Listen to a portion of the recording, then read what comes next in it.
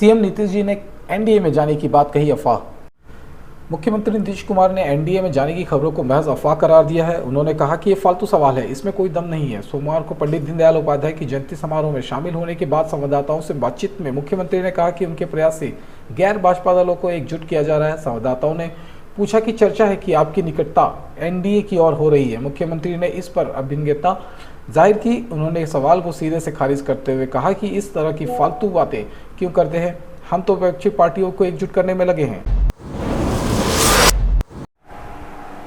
मुजफ्फरपुर में आभूषण व्यवसायी के बेटे का अपहरण मामला। मुजफ्फरपुर में एक आभूषण व्यवसायी के बेटे का अपहरण कर लिया गया। वह करजा थाना क्षेत्र के करजा में दुकान बंद कर लौट रहा था। इसी दौरान फिरौती के लिए अपहरण कर लिया गया। इस मामला सामने आने के बाद करजा पुलिस ने महज 3 घंटे में ही अपहरण युवक को बरामद कर लिया। साथ ही अपहरणकर्ता को भी पुलिस ने गिरफ्तार कर लिया। थाना अध्यक्ष राजेश कुमार राकेश ने बताया कि मुख्य अपहर्ता सहित 2 अन्य युवक को भी हिरासत में लिया गया है। तकनीकी आधार पर जांच की जा रही है। उन्होंने बताया कि अपहृत युवक एवं अपहर्ता सभी आपस में दोस्त थे। पैसे के लालच में इस तरह की घटना को अंजाम दिया। मामले में जिसकी संलिप्तता होगी उसके खिलाफ कार्रवाई की जाएगी। सड़क हादसे में 4 की मौत। बिहार के नालंदा में सोमवार की शाम अलग अलग हादसों में 4 लोगों की मौत हो गई है। मामला चंडी थाना क्षेत्र के अलग अलग स्थानों पर हुई है। देर शाम एक एक कर अलग अलग एम्बुलेंस में शव एवं घायलों को सदर अस्पताल लाया गया, जिससे अफरा तफरी का माहौल कायम हो गया। वहीं परिजनों की चटकार से पूरा अस्पताल परिसर गमगीन हो गया। नगर थाना पुलिस सदर अस्पताल पहुंची एवं सभी शवों को कब्जे में लेकर पोस्टमार्टम कराने की प्रक्रिया में जुट गई। चंडी थाना अध्यक्ष भानु प्रताप ने बताया कि आवेदन मिलने पर अग्रिम कार्रवाई की जाएगी। फिलहाल पुलिस शवों को पोस्टमार्टम कराने की प्रक्रिया में जुट गई है। 15 अक्टूबर तक 70,000 शिक्षकों की भर्ती।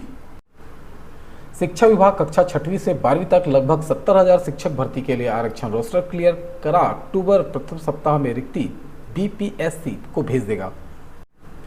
इस सप्ताह जिलों से रोस्टर क्लियर होकर रिक्ति आने की उम्मीद है। माना जा रहा है कि द्वितीय चरण में शिक्षक भर्ती की रिक्ति 70,000 से बढ़कर 1 लाख या उससे अधिक भी हो सकती है। कारण है कि प्रथम चरण में कक्षा 11वीं 12वीं में लगभग 57,000 रिक्ति है। इसमें आवेदक ही 42,000 हैं, यानी सभी पद नहीं भरने की स्थिति में ये पद दूसरे चरण की वैकेंसी में जुड़ेंगे। कक्षा 9वीं और 10वीं में भी विषय वार रिक्ति की तुलना में अभ्यर्थी को पर्याप्त संख्या नहीं रहने से पद रिक्ति रहेंगे, जो दूसरे चरण की भर्ती में जुड़ेंगे। दरभंगा और दौराई के बीच चलेगी स्पेशल ट्रेन।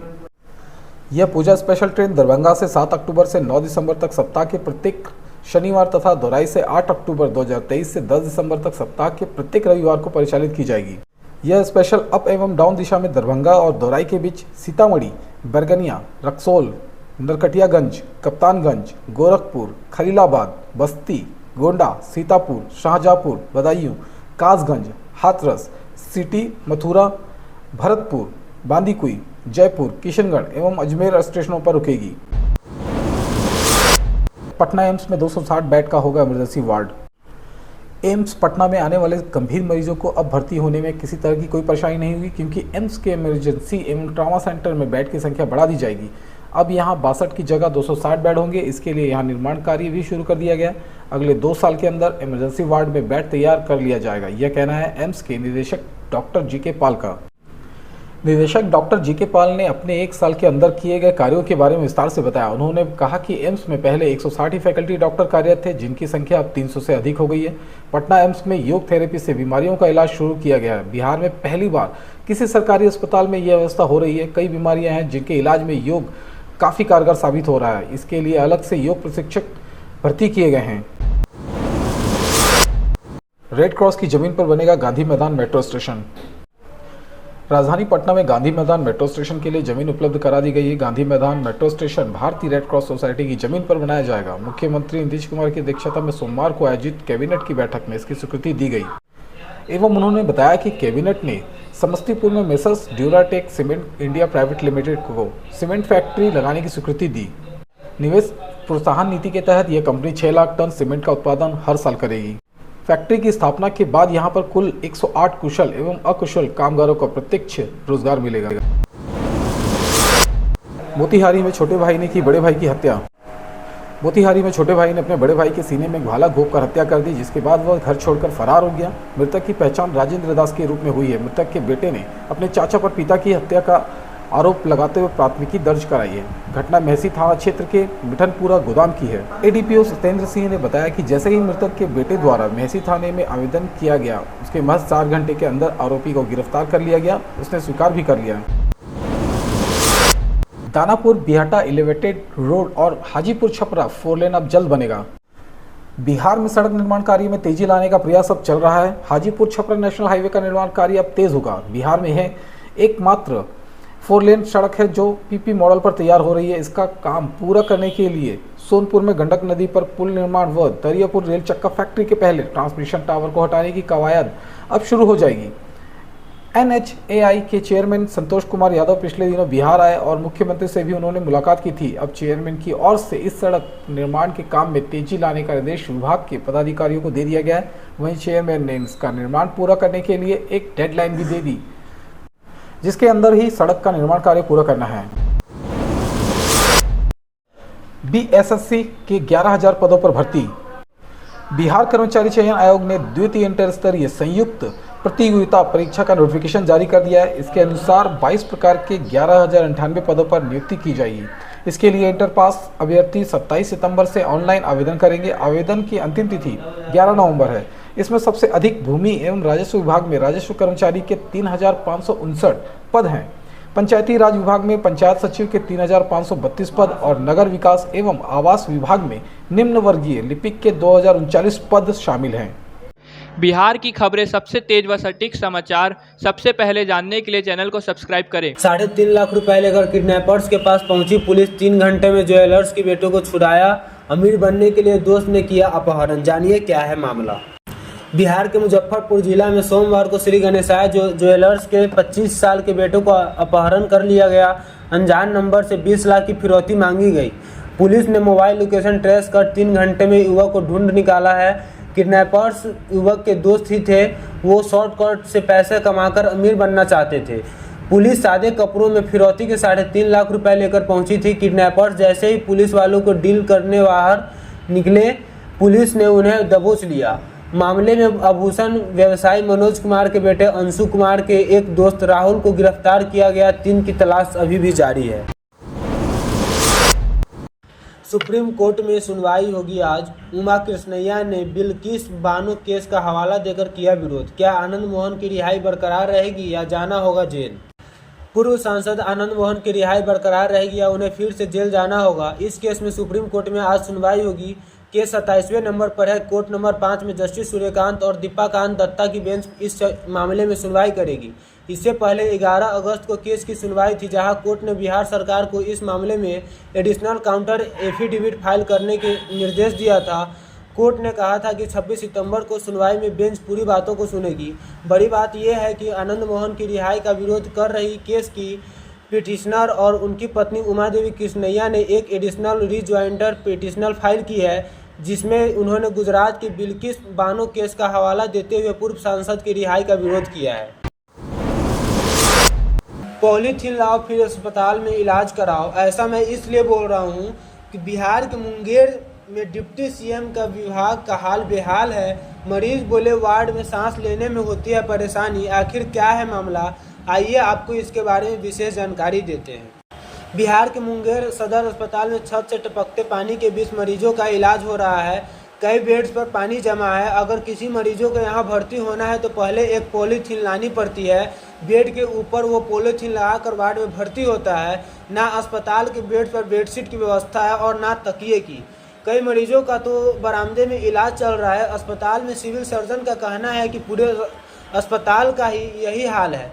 हम खुद बड़ी मुश्किल से अपने काम करते हैं। कई बार शिकायत कर चुके हैं, लेकिन कोई देखने नहीं आ रहा और ना ही कोई हल निकाल पाए हैं। पटना की सड़कों पर कचरा ही कचरा, पब्लिकों को चलना हुआ मुश्किल। पटना नगर निगम के सफाई कर्मचारियों की हड़ताल का 6वां दिन है।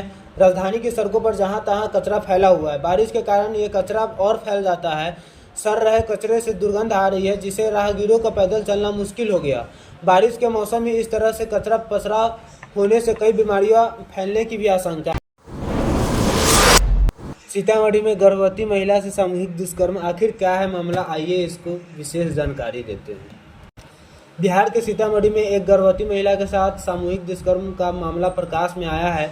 घटना जिले के डुमरा थाना क्षेत्र के एक गांव का है, जहां रविवार की रात शौच के लिए निकली गर्भवती महिला के साथ दुष्कर्म किया गया, जिसका वीडियो बनाकर सोशल मीडिया पर भी अपलोड कर दिया। पीड़िता ने 6 लोगों के खिलाफ महिला थाने के आवेदन देकर मामला दर्ज कराया है। महिला थाना की पुलिस ने त्वरित कार्रवाई करते हुए सोमवार की घटना में शामिल 3 लोगों को छापेमारी कर गिरफ्तार भी कर लिया। प्रभास के वैक्स स्टैचू पर हुआ विवाद। बाहुबली के प्रोड्यूसर ने बोले, हमारी परमिशन के बिना बनाया स्टैचू। सोशल मीडिया पर प्रभास के एक वैक्स स्टैचू बेहद चर्चा में है। इस स्टैचू को मैसूर एक म्यूजियम में लगाया गया था, जिसे लेकर अब विवाद शुरू हो गया है। इस बीच बाहुबली के प्रोड्यूसर सेबू यार्लागड्डा ने स्टैचू बनाने वाले और म्यूजियम पर लीगल एक्शन लेने की बात कही है। इतना ही नहीं, सेबू ने दावा किया है कि इस वैक्स स्टैचू को बनाने से पहले बाहुबली के मेकर्स के परमिशन नहीं ली गई। पहली बार एक्शन अवतार में नजर आएंगी आलिया भट्ट। करण जौहर के साथ मिलकर करेंगी को प्रोड्यूस। जिगरा का टीजर भी आउट। आलिया भट्ट की आने वाली फिल्म जिगरा का टीजर आउट हो चुका है। इस फिल्म में आलिया पहली बार एक्शन अवतार में नजर आएंगी। फिल्म करण जौहर के धर्मा प्रोडक्शन के बैनर तले होगी। फिल्म के डायरेक्टर वसनवाला होंगे। फिल्म जिगरा 27 सितंबर 2024 को होगी। आलिया भट्ट ने अपना बॉलीवुड डेब्यू धर्मा प्रोडक्शन का film student of the year से की थी। अब आलिया करण जौहर के साथ अपनी फिल्म जिगरा को प्रोड्यूस करने वाली है। One day world cup series Ahmedabad की क्राउड कैपेसिटी 1,32,000। 6 स्टेडियम चौथी बार मेजबानी करेंगे। वनडे वर्ल्ड कप की शुरुआत 5 अक्टूबर से भारत में हो रही है। देश में 12 साल बाद वनडे फॉर्मेट में वर्ल्ड कप के मैच होंगे। अहमदाबाद समेत 10 शहरों में टूर्नामेंट के 48 मुकाबले खेले जाएंगे। सभी 10 स्टेडियम में स्टेट एसोसिएशन का बीसीसीआई ने कुल 500 करोड़ रुपए दिए हैं। इन पैसों में स्टेडियमों का रिनोवेशन हुआ है। हर स्टेडियम में दर्शकों के लिए फैसिलिटी बेहतर की गई है। इस स्टोरी में वर्ल्ड कप का मेजबानी कर रहे स्टेडियम की हालत, वहां के दर्शक क्षमता और ड्रेनेज सिस्टम के बारे में जानेंगे। साथ ही सभी ग्राउंड के इतिहास और रिकॉर्ड भी देखेंगे। दलित महिला से बदसलूकी की मामला। पीड़िता से मिलने पहुंची महिला आयोग की टीम। बयान हुआ दर्ज। पटना के खुसरूपुर इलाके में दलित महिला से बदसलूकी मामले में मंगलवार को बिहार राज्य महिला आयोग की टीम पीड़िता से मुलाकात की। महिला का बयान भी दर्ज हुआ। इस बयान में यह सामने आया कि महिला द्वारा कर्ज का पैसा लौटा दिया गया था, लेकिन सूद नहीं लौटाने के कारण उसे झूठ बोलकर घर ले गए और वहां उसको निर्वस्त्र करके मारा गया। आरोपी प्रमोद कुमार और उसके बेटे द्वारा महिला के साथ बर्बरता की गई। स्नान करने के दौरान गंगा में डूबा किशोर। बिहार के पटना जिले में गंगा घाट पर पैर फिसलने से एक बच्चा डूब गया। वह कर्मा पूजन सामग्री विसर्जन के लिए गंगा घाट पर पहुंचा था। घटना खुसरूपुर थाना क्षेत्र का बताया जा रहा है। बच्चे की पहचान फतुहा थाना क्षेत्र के मोमिंदपुर निवासी कामेश्वर प्रसाद के पुत्र रजनीश कुमार उर्फ भुट्टा के रूप में हुई है। बेटे के डूबने की खबर सुनते ही परिवार में कोहराम मच गया। सभी को रो रो कर बुरा हाल है। बिहार के किस जिले से आप देख रहे हैं कमेंट करके ज़रूर बताएं और चैनल को सब्सक्राइब करें।